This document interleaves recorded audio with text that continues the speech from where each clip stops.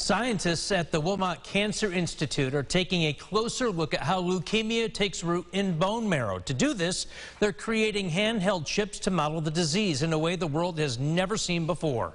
Erica headed out to the lab to learn more and joins us in the newsroom with this story. Erica? Good afternoon, John. And the team at Wilmot recently published this data showing how the research is unlike any other in the history of medicine. Dr. Ben Frisch and his colleagues say treatment for leukemia really hasn't changed since the 70s. So they pose the question, how can we make it better?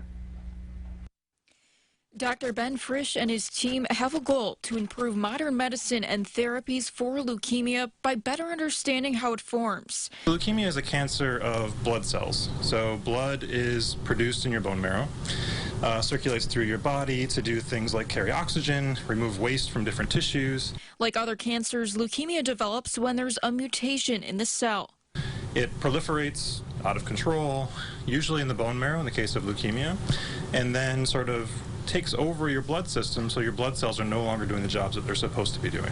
Dr. Frisch says they can make sense of how this happens in bone marrow through modeling it in a little chip. That's exactly what he's developed with the help of 2 graduate students. We take stem cells from a healthy subject, we put them in a chip, and it has this healthy microenvironment. Third-year graduate student Asmir Sharipol says they're able to show how the cells act in a way that closely mirrors how they would in the real body, something other models have never allowed. Now the lab is getting recognition for their research, and Sharipol says it reminds him of why he wanted to study disease.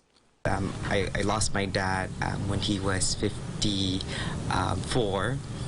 He had lots of hypertension issues and whatnot. I want to go somewhere in drug delivery or drug discovery. Sharipol says working with Dr. Frisch in his lab has been the perfect space to learn and be accepted. I come from a low-income background, and first generation, going into a bachelor's degree program. It's important for minority students to feel comfortable and to feel accepted in these academic settings.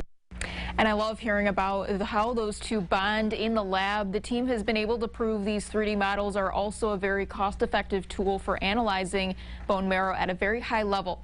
And Sharipol is first author of the study, and he's being awarded the Young Investigator Award by the American Society of Bone and Mineral Research, a very prestigious award. John?